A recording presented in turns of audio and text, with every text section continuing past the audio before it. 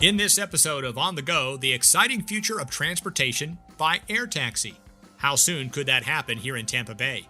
We talk with two leading experts in the field of advanced air mobility. I have a high level of confidence that we will see certified eVTOL aircraft in the next 2 to 5 years.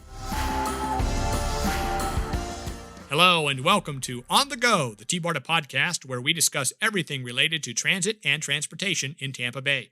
I'm your host, T-Barta Communications Director Chris Jadek, and today we've got an exciting episode as we talk about air taxis, part of a broader field known as advanced air mobility. It was not too long ago that advanced air mobility was considered a futuristic mode of transportation, but as we're about to find out, the future has arrived. Joining us today are two industry professionals who co-founded CAMI, the Community Air Mobility Initiative. They are Anna Dietrich and Yolanka Wolf. My thanks to each of you for taking time out of your busy schedules today. Thanks, Chris. We're thrilled to be here with you. Yes, thanks so much, Chris. It's great to be here. I'd like to start by letting our listeners know a little more about you and how each of you ended up in this field. Anna, let's start with you. Anna Dietrich is Director of Industry and Strategy for CAMI, and she has an exciting history. In 2006, she co-founded Terrafugia, a company that invented a flying car with the goal of making personal aviation more accessible. Today, she is an expert in policy, certification, and government relations in the aviation industry. Anna, can you tell us a little more on why you've chosen this field as your life's work? Sure, Chris. So I've always been very interested in the history of transportation and how the technology that we use to get around influences the rest of society and the rest of our lives. Started off fascinated with space travel. We aren't quite there yet. Aviation is the next best thing, though the space travel has come a long way since I picked my major in college. Really, CAMI is an opportunity for me to combine kind of those interests in a very practical and beneficial way of cool new innovative things in aviation, regulatory and physical infrastructure landscape that we have to work within and move from, and the possibility of having a benefit on where we go as a society and how we get from point A to point B in the future. Anna, thank you for that. Now a little background on Yolanka Wolf, who is Executive Director of CAMI. She has worked in the field of electric aviation for a decade and is a business attorney and consultant with experience in the successful development, implementation, and management of mission-driven programs. She is responsible for CAMI's topical resources, programs, webinars, conferences, and collaborations, serving on numerous high-technology committees, which are too numerous to name here. Yolanka, the same question to you. Why are you working in the advanced air mobility field? Chris, it's a great question. I didn't come at this from an engineering perspective like a lot of the people that I work with. It kind of fell in my lap. I had a client over a decade ago who wanted to set up a nonprofit, and ultimately that nonprofit was focused on bringing visibility to this new form of flying, electric aviation. And the client asked me to join him, and I've been there ever since. So for me, it's a coming together and a culmination of a lot of different work I've done around land use, around sustainable transportation, around environmental issues. And it's a way to take this opportunity of this new technology and understand how it can benefit communities and create a third dimension to the way we move around. Now, before we move on to today's topic, I do want to talk about CAMI, your organization, the Community Air Mobility Initiative. What is CAMI, your mission, and who do you serve? CAMI, or as you said, the Community Air Mobility Initiative, is a nonprofit that Anna and I founded about 2 years ago now. And we started CAMI because we and other electric aviation industry members recognized that as this technology was developing and moving forward, there really was not a conversation happening at the local level with the communities where this technology was envisioned to be implemented. In other words, this technology push was not balanced by a market pull. And that meant that there needed to be education, communication, and collaboration at the local level. So we formed our nonprofit as a way to do that, as a way to provide that education and collaboration at the local level. And that's what we do. We work with states, with cities, with tribes, with provinces, decision makers, with planners, with leaders to understand what the technology is, understand what the opportunities are, and help them start to think about how they might implement this technology within their larger transportation needs and plans. Very good. And of course, you worked with TBARTA on a webinar earlier this year. So we're very happy to work with you on that. As mentioned at the top of the podcast, we're talking about air taxis, but also advanced air mobility, which is, as I understand, probably a subset of advanced air mobility. Help us understand the difference. People are hearing about air taxis here in Tampa Bay, but you work in a broader, bigger field. So when we talk about those terms, what are we talking about?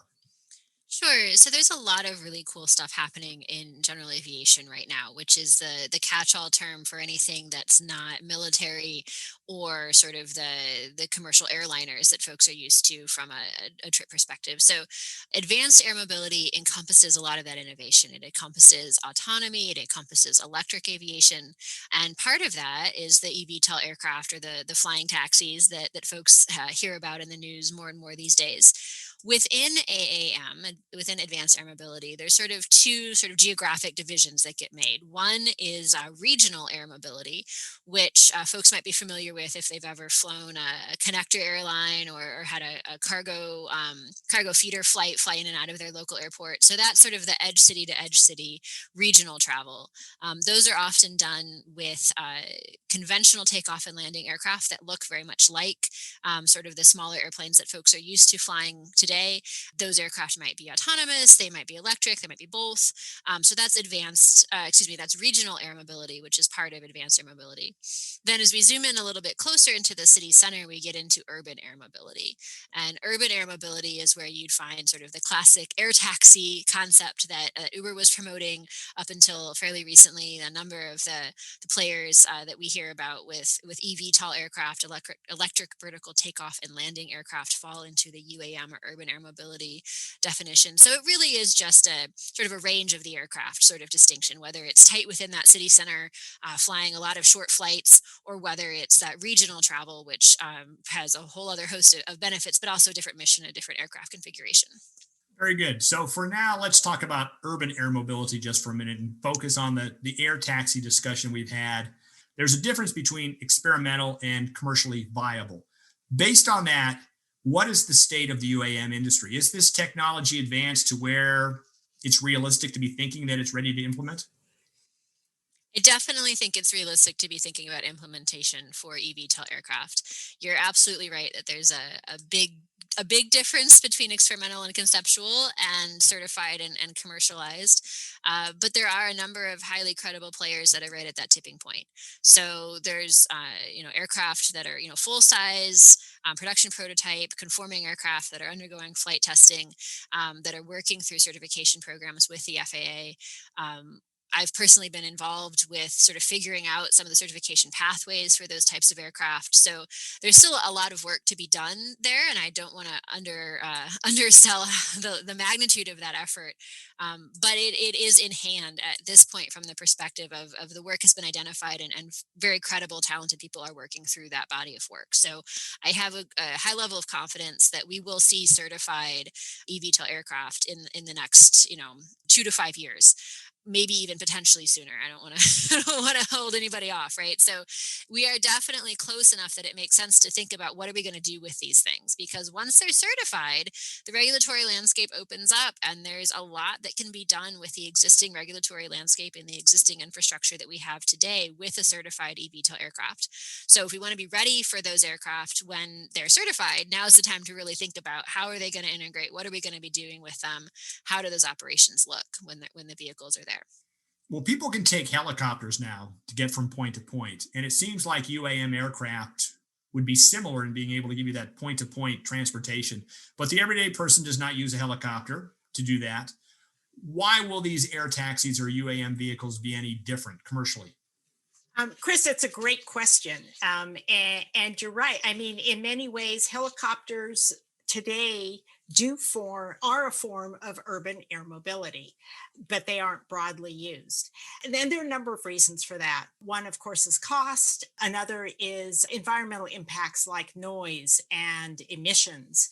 So one of the big leaps that we get when we go to these advanced air mobility vehicles is that we have vehicles that will be quieter, that being electric will have lower emissions, and because they're electric, have the potential to have significantly lower costs.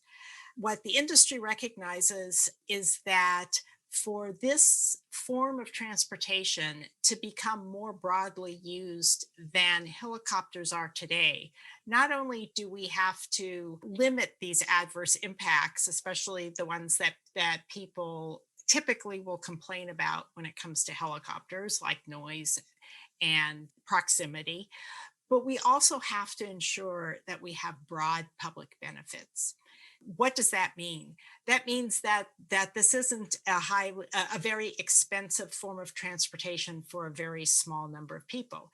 So there are all kinds of public benefits that these vehicles offer, starting with emergency services, medical flights, but also integration into existing multimodal transportation systems in metropolitan regions. So if we can understand and develop a way for this to become a mode in a multimodal system, and we can find a way for this to be an affordable form of transportation, then we've achieved a pathway to more broadly implementing this type of transportation.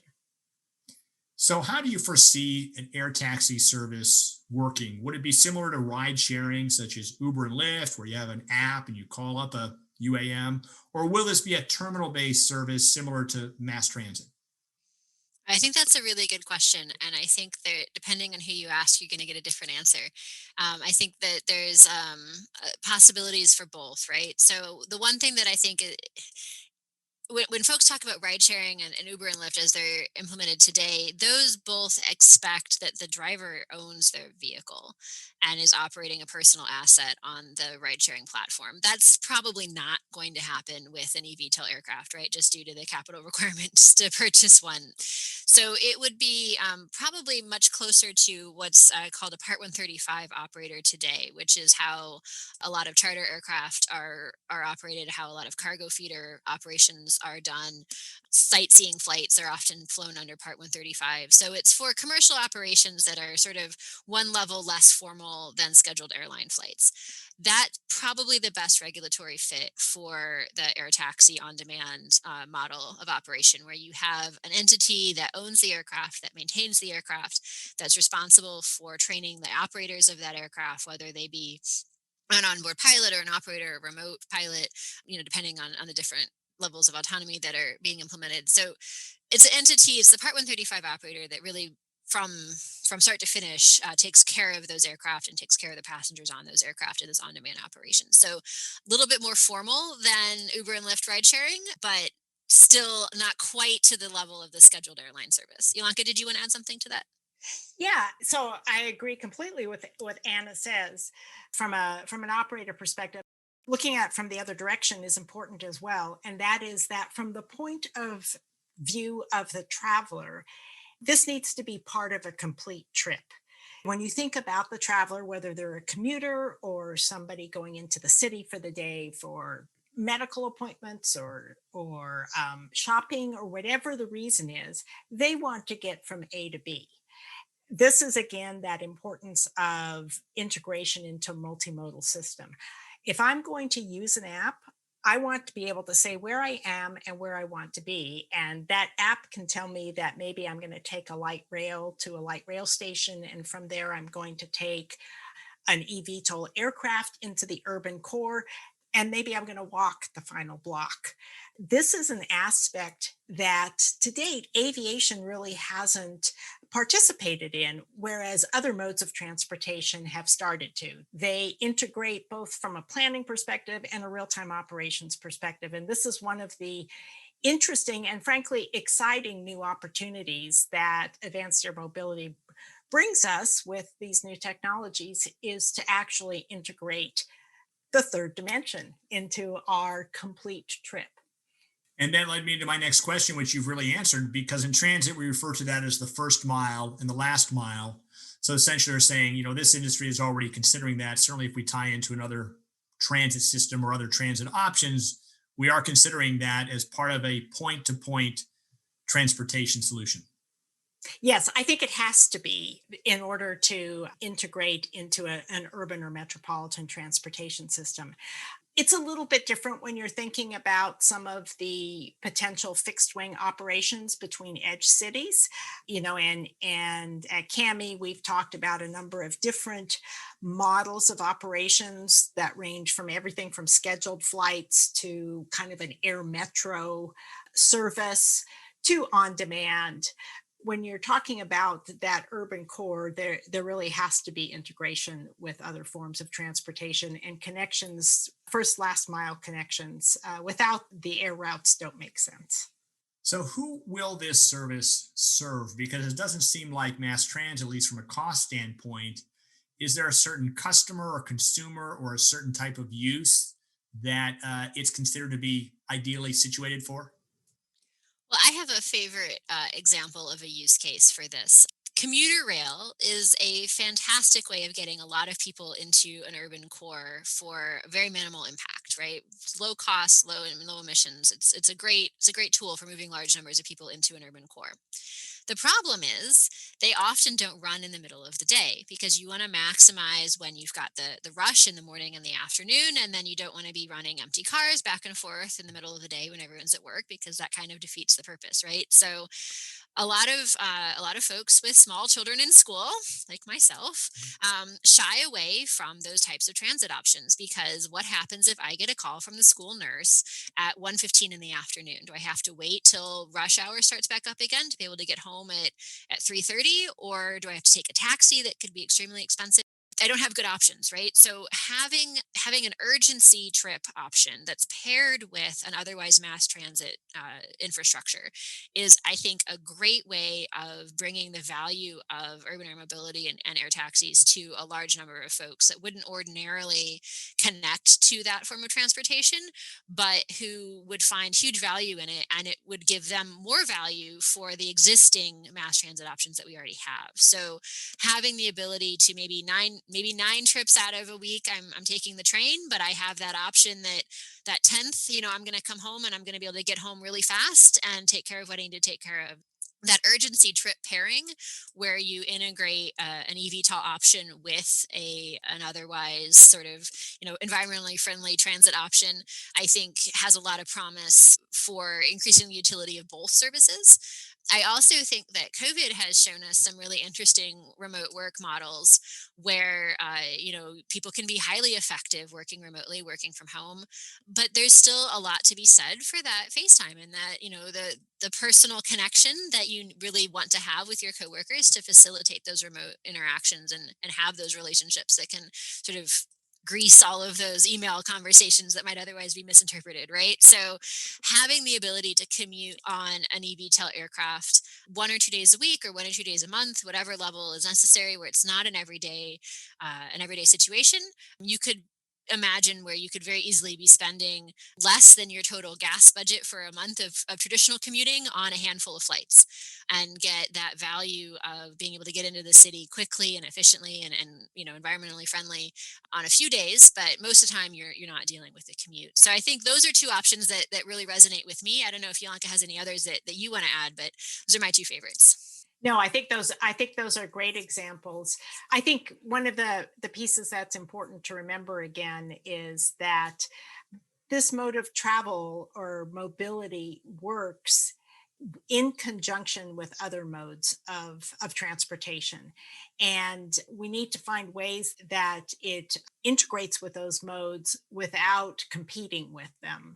Because what we've seen, certainly in this country, in terms of the history of transportation, is that the single occupancy vehicle is what really undermines funding and use of public transportation, what be it bus, be it light rail, and that has not only a broad impact, but specifically has an impact on less advantaged communities, on certain demographics that don't have the opportunity to drive an automobile every day to where they're going. So we want to make sure as we introduce this new form of transportation that we again are not undermining those important public transportation systems, but instead augmenting. The T-BARTA board heard a couple of presentations from air mobility companies last year, and the question always comes up on cost. How much is this going to cost the average consumer, and is it too pricey? You did touch on that a little bit, Anna, but what sense do you have as to how much a ride will cost? And what we hear from the companies that, well, it will cost this to begin, but it's going to go down once we start to build up volume. Do you see the same thing happening in the industry? I'm not comfortable giving you a dollar amount. I think there's still too many variables left to be determined to really be able to do that with confidence. But I do agree with the sentiment that it will become more and more economically feasible for more and more people as time goes on. We've seen that with pretty much every new form of transportation that's been introduced, including the automobile. So initially, these cars were for the elite, and they had to hire somebody to carry a red flag in front of them on the street to alert pedestrians that there was a car coming, right? So it was a very few people, very few number of people, cost a lot of money, was a hassle to integrate, right? That's how new things often start, unfortunately. So I think we'd be kidding ourselves a little bit if we didn't think there was going to be some of that with this new industry. I think by being deliberate about it and by planning for a future that gets past that, we can move through that more quickly than if we don't plan for it. And I think that there is a real possibility to get to a scenario where this form of transportation is well integrated. It is accessible to a large number of people. It can be used to address things like transportation deserts, and that there are ways of bringing real public benefit to more people sooner through some of the things that we've already talked about, right? But yeah, there'll be a cost curve. I think that's to be expected, and I don't want to sweep that under the rug. But I think again, if we're proactive today and we're looking at strategic placement of vertiports or strategic pairing with existing transit, we can probably get through that faster and have that be less of an impact on the majority of the population than if we don't sort of deliberately address that. Let's turn now to the technology and the aircraft that are in development. There are a lot of companies in this field. Tell me about some of the similarities they share and some of the differences. What are some of the different types of vehicles that may still be in a testing phase that you see on the horizon right now? Sure. I think there's two sort of fundamental differentiators between different concepts, and some, and they're not sort of packaged. You can have a mix of these two. So one is whether the aircraft maintains what's called rotor-borne flight for the entire flight, or whether it goes to flying on the wing. So if you can take off vertically and then start flying on a wing, that's sort of one option. If you take off vertically and then, like a helicopter, it always has its rotor spinning, right? You stay on the electric motors for the entire flight. That's sort of the other sort of main configuration of vehicle. Maybe a little bit oversimplified, but broadly, that's the two different types that are being considered. Aircraft that can convert to wing-borne flight have the potential to have a longer range to get you farther, and they have the potential to be able to do it more quietly because wing-borne flight takes less power, so there's less noise potential impact. So, but purely rotor-borne aircraft are more nimble. They can do sort of tighter operations. They're potentially more suited for an urban core environment. So there's advantages to both, right? As with everything, different missions give different configurations. So those are the sort of two configuration differentiators that I see. And then there's of course the question of hybrid or pure electric, and that's sort of part of the configuration equation and has a lot to do with the range that they want that vehicle to go. Then there's also an operational consideration when it comes to how that aircraft is being flown. So there's some companies that are going what they call direct to autonomy, where the aircraft systems are very advanced, very capable. It would be what's called a self-piloted aircraft, where there's a human operator that's overseeing potentially multiple aircraft in a fleet, but no one is directly controlling the control surfaces on that airplane, right? It's an autonomous aircraft it's really pretty much taking care of itself from a mechanics of the flight perspective. And then there's companies that have chosen to take the path of they still have an extremely advanced aircraft, but it's not self-piloted. There's an operator on board the aircraft that's directly overseeing that flight. And there's really a human that's much more in the loop of that aircraft than in the autonomous version. So I think that there's sort of the differentiation in terms of the configuration of the aircraft, but then also in terms of what extent of autonomy exists for those aircraft and whether it's self-piloted or not. Those are the sort of broadest buckets of types of approaches that I've seen. In terms of the power source, are they all going to be electric? Has that issue been already decided, you think? Well, if you want to have distributed propulsion, so if you want to have multiple rotors in your aircraft, you almost have to go with electric motors. Mechanically connecting that many small propellers, it's not, there's a reason that helicopters don't do that, right? So if you're going to do distributed propulsion, it's going to be electric. And there's significant safety advantages to having distributed propulsion. So I think that that's probably fairly settled. Whether those electric motors are powered exclusively from a battery bank or whether they're powered through a hybrid electric system where you have an internal combustion engine on board the aircraft that's effectively recharging the batteries as you go, I think that's still a question that varies, manufacturer by manufacturer. More and more, we're seeing vehicles go to pure electric without having the hybrid engine on board. But again, it depends. Just like we have everything from Vespas to motorcycles to sedans to SUVs to semi-trucks, right? Like different missions inspire different engineering solutions. So I think we'll see a variety for some time. I'll just add to that. We are seeing some OEMs that are developing into a hydrogen fuel cell. And I think that this does become an interesting question for communities as they consider infrastructure needs and what some of those technologies might require. Everything from the source of fuel, hydrogen versus battery.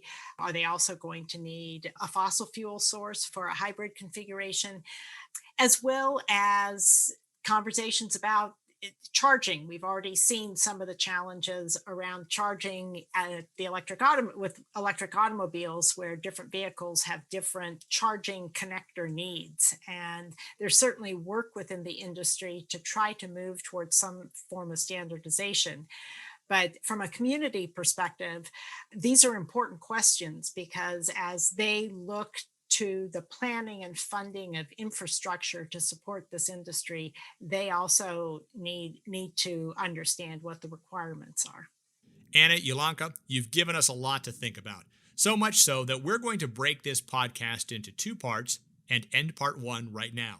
In our next episode of On the Go, we'll continue our conversation by asking, is the public ready to accept autonomously flown aircraft without a pilot on board? And when there is a pilot, how can we properly train and regulate this new transportation industry? I'm Chris Jadek, and I hope you'll join us then. You've been listening to On the Go, the podcast from the Tampa Bay Area Regional Transit Authority.